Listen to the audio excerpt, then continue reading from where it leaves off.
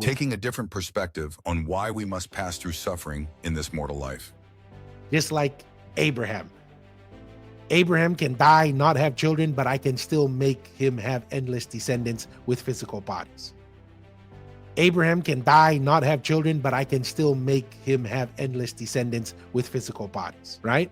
And so to me, that is where we start the weakness of how the LDS people present plan of salvation. Is we do great, like the typical Christian, they kind of have a firewall that they can't cover, and we can cover it for a little bit. But then we also run into another firewall, which is what Alex is saying. Well, I understand you say you have to go out and suffer, but why? God can do all things, right? And then what do? The only way that we can express it right now through Jacob and them's thinking, oh, God is limited in a box. And I'm like, ooh, like I said, once you start saying God is limited to a box, I kind of get a little like, do we really want to go there when we also believe our God can do all things? I'm not saying you can't explain why. I'm just saying maybe that's the easy button, to just say God has to follow this because he can't do any other option, rather than digging in to understand, no, God can do anything.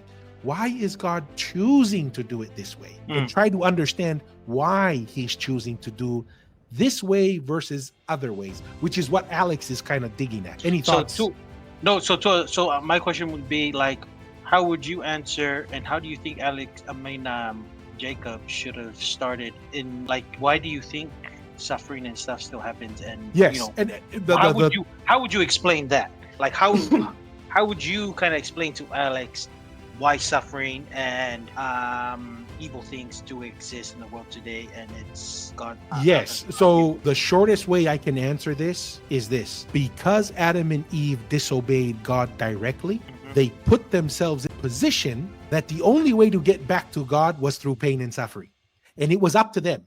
We need to change the thinking of going out. Right? When Adam and Eve chose to eat the fruit, they went out. And then God is saying, you can be stuck there. I'm a fair God. I didn't force you. You chose to go out there. I literally told you, if you eat of the forbidden fruit, you will be cast out.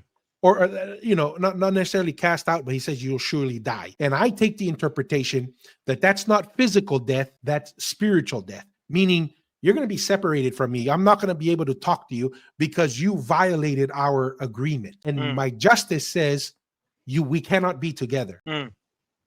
But then he talks to Adam and Eve, what do they want to do? They want to come back to God. And God says, okay, I'm going to provide you a savior. I'm going to provide you a way. But the only way you can come back is to go through this suffering. And so that is where I'm saying it. You got to change the perspective. Jacob is talking like going out is the only way to progress. And I'm saying, no. Coming back in is the only way to progress. And to come back to God, you have to go through the suffering. You have to go through all this stuff. And then God says, but I will help you. I will give you a savior. I will give you a way, because the truth is, guess what? It's impossible for you to come back to me.